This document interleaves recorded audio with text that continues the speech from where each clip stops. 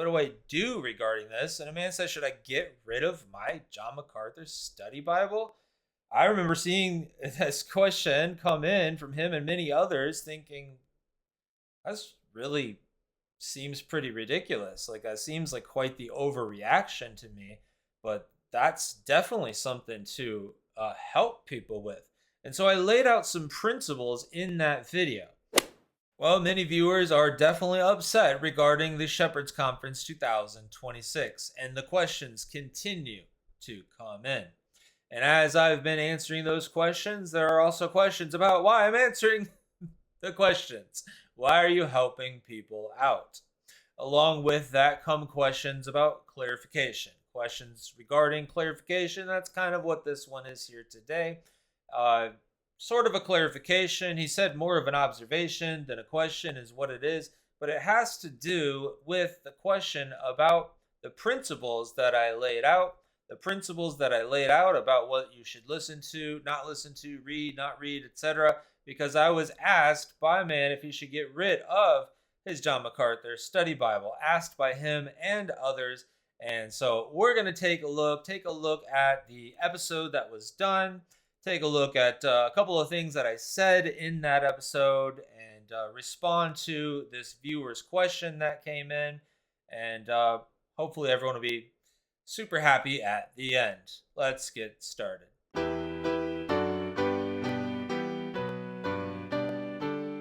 Welcome to Truth Transforms. My name's Adam Markley, and we are going to jump right into this, and we are going to take a look. We are going to take a look at what I have to say here. Let me show you first thing. Got a playlist to all the videos here to help people process, think through this, and answer viewer questions.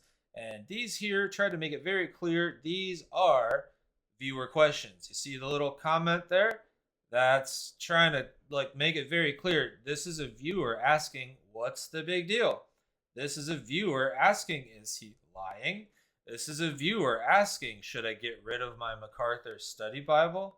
So if you're not happy with viewer questions being asked, I don't really know what to tell you, because I'm not going to stop helping people. I'm going to help people work through this. I'm going to help people think through this. I'm going to help people process. So let's move on to this questioner. And by the way, I've got a playlist for all of the videos here. I've also got a playlist right here, viewer questions, where it's just simply the 3 videos that I've done so far answering viewer questions, and there will be more. So we're going to get to this one here, and this is a Jeremy that called in with an observation, I guess. But I've got some clips that I'm going to show from previous episode, because I don't know what happened. I don't know if people just didn't watch it, or they just stopped listening, or what exactly happened. Some people, but that seems to be my takeaway from his call. Now, before I go to his phone call, you can give your call. You can call in at 1-800-251-4919, 1-800-251-4919, and go ahead and leave a voicemail message, and I will see about answering yours as well. So let's go to Jeremy's question observation here. Hi, Adam. My name is Jeremy. I wanted to respond to your video where you mentioned, should I stop listening to John MacArthur? You asked really great questions. I do consider John MacArthur to be the probably single most greatest theologian of certainly the last 50 years, if not 100 years. I attended his church. I went to his elementary school, Grace Community Elementary, back in the 1980s. So don't live in California anymore, but have a long history of attending the church until I was 16 and continuing to listen to him for many years.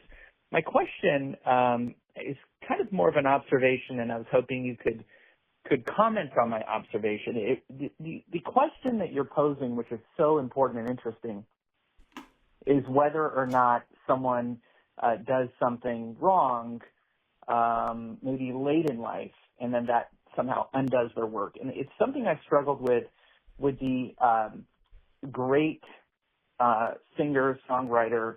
Oh, I meant to pause this a little bit earlier because let me go to some clips I lined up, because he's saying the question that you're posing, which of course is not a question that I'm posing, but you can make that mistake. That's fine. But based on some other things that he said in his voicemail there, what made me wonder how much he paid attention to what was said in that video. I want to go ahead and at least play this first clip, which is how I began that video. There was a question that came in, and several others jumped on it, and a number of people were asking this question. And it's clearly the type of question that many would have. Or like, so what do I do? Do I continue to reading John MacArthur content? Like, he really let me down here. What do I do regarding this? And a man says, should I get rid of my John MacArthur study Bible? I remember seeing this question come in from him and many others, thinking, that's really seems pretty ridiculous. Like, that seems like quite the overreaction to me, but that's definitely something to help people with. And so I laid out some principles in that video. And I already know, because people hold John MacArthur in such a high regard, even giving him the status of divinity. Many people, you want to question me on that? You haven't seen much then. But let's go ahead and put what I put at the very beginning of that video. I put a little disclaimer up front saying, you're not going to like this question, but I want you to watch the whole thing. Here's what I said. So the following video is going to cause some of you to be enraged at the very asking of the question. But this is a question that many people are asking in the comments after the most recent development with John MacArthur and ShepCon26. And so I walk through that answer. I'd encourage you to watch the entire video. I walk through some principles regarding when to read something or not read something overall, talk about John MacArthur, even Steve Lawson, Alistair Begg, and kind of apply it to all of them. So here it is. Watch the whole thing. So what do I do now? Do I keep reading my John MacArthur study Bible? Can I even read it anymore? Should I even listen to any more John MacArthur sermons? Those are some of the questions that I'm receiving in the comments.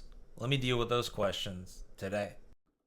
And so I dealt with a question, and I laid down principles, and I talked about principles regarding what we do now here in the wake of what was discovered regarding who made the suggestion of the speakers of the Shepherds Conference 2026, and what exactly does that mean, and what are the principles for who we should decide to read, not read, listen to, not listen to, all of that. I even talked about it in the context of Steve Lawson and others. And so you'd have to watch the whole thing. And I encourage you, Jeremy, and I encourage others to rewatch it and listen carefully, because what I fear is that many saw the question posed, that this commenter posed, and I don't know, shut down their comprehension and didn't actually listen to what was said. I don't know any other way around it. It was just like they didn't actually listen to anything that was said, because I laid down principles, and we'll listen to Jeremy's voicemail here, and he actually applies my principles perfectly. He literally applied the principles that I stated in the video. And so I'm like, well, that's really good. Those are the principles that I laid out. Well, here is, I hate giving away videos, but here is basically the gist of my answer in that video. I'll go ahead and play another short clip here. But I encourage you all to go watch the full video. It'll be linked down below in the pinned comment, so you can just watch it and take the whole thing in. But here's the gist of the answer.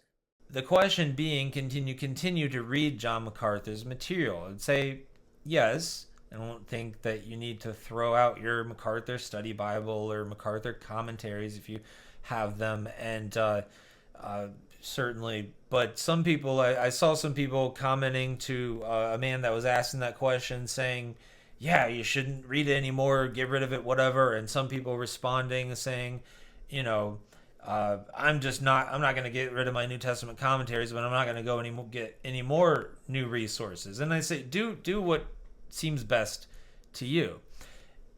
If you're reading material by John MacArthur and you can't be edified because you're considering everything that he seemed to be lying about of some sort, then don't read it. Listen to some other preachers. Read from other preachers. There's many solid individuals out there. And some, sadly, have only listened to one man, that man being John MacArthur, and that's not healthy. That's not healthy. You should be primarily being fed by your pastor in the local church. And then, taking in a variety of voices, really. Taking in a variety of voices. So the whole point, the whole bottom line is, if you're edified by solid biblical truth, then you can read, listen, consume the content by that person. If they've let you down in a great way and you're not edified by their content, well, then you don't have to. It's as simple as that. I mean, that's the principle for any one of these men that I could list. I could list off all of the names of these men that have whether they're out of ministry, whether they, whatever it might be, you just might not feel like reading a particular person, and that's fine. You may not be bothered at all, and that's fine too. And I made it clear as well that, like, as time goes on, it's going to be, feelings are kind of going to wane on that. Month, 2 months out, people are going to feel differently about it than how they felt, just a few days after the fact. There might be some certain feelings that rise up to the surface again when the Shepherds Conference actually is happening. But I talked about all of those things in that video, and I don't know, those that it seems people latch on to something. They latch on to something, and they think that something is like, that's the whole thing.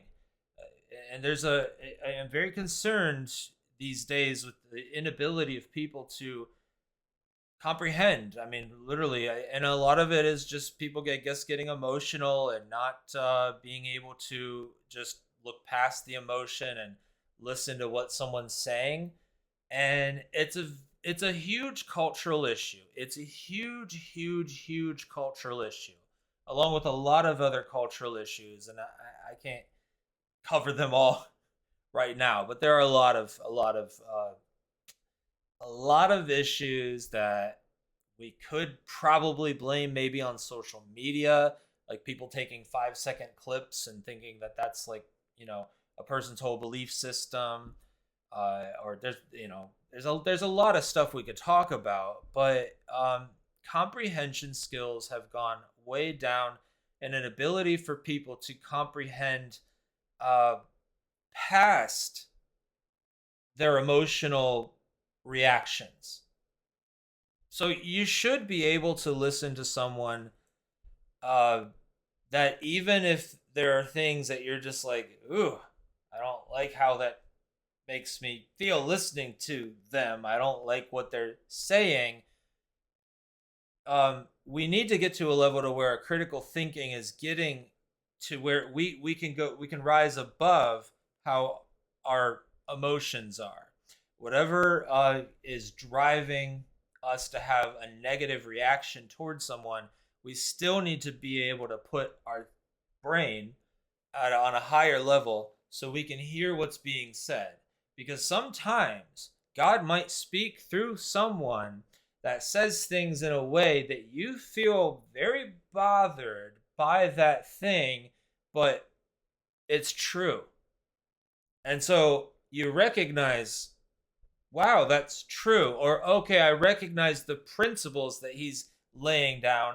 I just don't like that he's talking about my idol. And so, whatever it might be. And so, those are the things to recognize. Those are the things to keep in mind when you go about listening to people and interacting, because otherwise, God's not going to be able to shape you in the way that that you would hope. So, all right, let's listen to the rest of his message here. My question is kind of more of an observation, and I was hoping you could comment on my observation. The question that you're posing, which is so important and interesting, is whether or not someone does something wrong, maybe late in life, and then that somehow undoes their work. And it's something I've struggled with the great singer, songwriter, Horatio Spafford, I think was his name. He wrote It Is Well with My Soul. Of course, 4 of his daughters died in the ocean, and he wrote It Is Well when crossing over the spot where his daughters died. He was a very, very great Christian man. And late in life, after his daughters died, he kind of formed what might be a cult or something like that, and lived in Jerusalem with a strict religious order.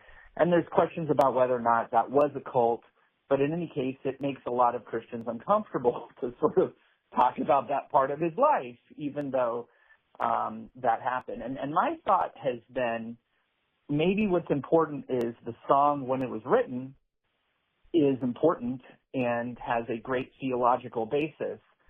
So even though it was played in John MacArthur's church, for example, John MacArthur, I think, loved that song, and I love that song, and I think Christians can still love that song without it necessarily meaning that we are adhering to a cult that may or may not have been created decades later after the song was written. I'm not sure that's a fair comparison to MacArthur and whether or not he invited these people who are woke to speak in his church, but I thought maybe you could piggyback on that because, sometimes people later in life, their cognitive skills decline and people get slower and sometimes a little bit more, shall I say, liberal or a little bit more passé because they're older. And I don't know if that's what happened. Something happened to MacArthur's mind or some lie is being told about him. But I thought maybe you could compare it to Horatio Spafford and kind of. That's the hard cut at 3 minutes. Sorry about that, Jeremy. But yeah, that's a perfect application of the principle that I laid out. If it's true, you can consume it. It's not, otherwise you would be holding to this like 5-degree separation, bizarre, hyper fundamentalist kind of idea that, like, if you had dinner with someone who passed by someone on the road, who had coffee with this person, who had a phone call with this person, who is a coworker to this person that hangs out in the break room, and the person that they hang out with occasionally watches Joyce Meyer. Obviously you've got to cut it off like 5, 6, 7, 10 degrees, whatever. You got to cut it off entirely. No, this is about in terms of consuming content.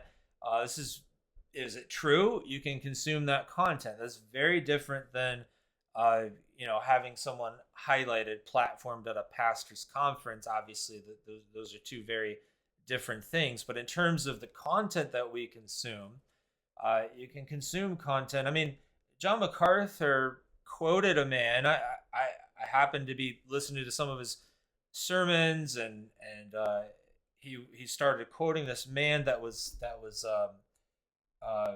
William Barclay. That's the name, and he denied the Trinity. And I was pastoring a church at the time that had these leftover commentaries that were there, and it was by William Barclay, and I was like, I don't really want to read from the heretic. I feel, but MacArthur quoted him no problem, and he can do that, and he has a right to do that. I just kind of felt like, yeah, I've got other content. I don't need to go reading and quoting the heretic there. That's not some small thing. He was when I didn't know who the guy was. I saw Barclay and I looked him up on Wikipedia, and it was like, oh, he completely denied the Trinity, and it's just like, I don't really need to read commentaries from a guy who denies the Trinity. Not when there's so much good material out there. Uh, there's so much good material out there. I just didn't feel that it was necessary to consume heretical information, even if some people like the way that he articulates things. Apparently, that's, I guess, MacArthur liked just the way he described certain things. But just like, yeah, I'm not going to read this guy. What's the point? So everyone can have their own individual choice, their individual standard on this. And so if someone's like, I don't know that I can listen to MacArthur anymore, at least for, a couple of weeks or a month or a couple of months, I'm going to take a break. That's fine. And we don't have to condemn them for it. And if someone wants to continue to listen to MacArthur, that's fine. And we don't have to condemn them for it.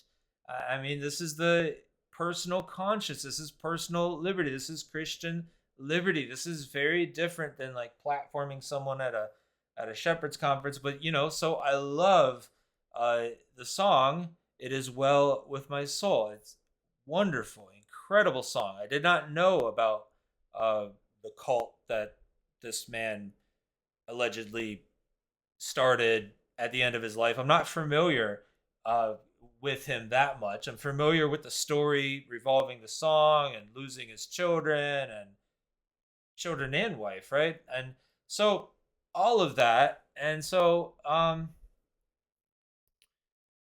we can continue to sing that song. And of course, another aspect of this is that, like, especially when it comes to song choice, another aspect of this is when the person's dead and they're long gone.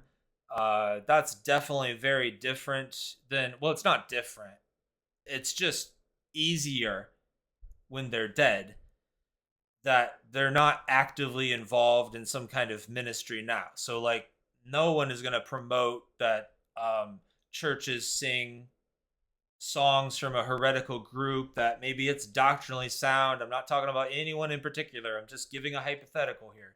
That could we sing songs from this group that it's doctrinally sound, but yet they're actually heretics? They believe in heresy, and that's, it could be true, but it can lead people astray. But if the person's dead, it may or may not lead to that. If there's a whole volume of work that by them singing the song, they go read this. If Horatio Spafford had a massive volume of work, maybe he does, I'm not familiar, and people went off and read that after the fact and got caught up in all these cult-like teachings, well, that could be problematic, but I don't think he does. And plus, he's dead. And so, that usually changes things if someone's like dead from more than a century, dead from a long time ago, not like there's, so those are some different thoughts about it. You've properly applied the principle that I laid out. I just feel something happened in your listening to it, that you didn't quite catch that was the principle that I was stating in the video. And I'm not sure what that was exactly, but I'm glad we're on the same page. Thanks for watching. If you'd like to ask your question, you can do so. Of course, you can call the number on the screen there, 1-800-251-4919, leave a voicemail. And if you'd like to support this ministry, you can do so by providing a one-time love offering, preachingforgodsglory.org/donate. You can also become a truth supporter, going to preachingforgodsglory.org/truth supporter. You get Theology Thursdays, exclusive content, and more. And there, of course, you can ask a question, leave a comment, share a testimonial, type of things I'm looking for. Of course, Christian living questions, Christian and AI, working on teaching. You can call and you can read your comments or just leave a comment. That's perfectly fine. Read a comment that you left on a video to get the front of the line because the voice has priority. You can call with a respectful disagreement, testimonial. You want to call with a harsh disagreement? All right, give me a call. You can call with a word of encouragement and ways to support. We've been on that slide, so those are the ways to support if you'd like to. And also opened up YouTube memberships as well. YouTube takes 30%. Just keep that in mind, but that is open as well. Thanks for joining me for today's video. Be sure to take a look at the pinned comment for related videos, including the playlist, all the other videos I talked about, and the video that we've been referencing in this video. So you can watch through it again yourself, anyone that has already seen it, and see what you pick up from it this time. Thanks again. God bless. I will see you next time.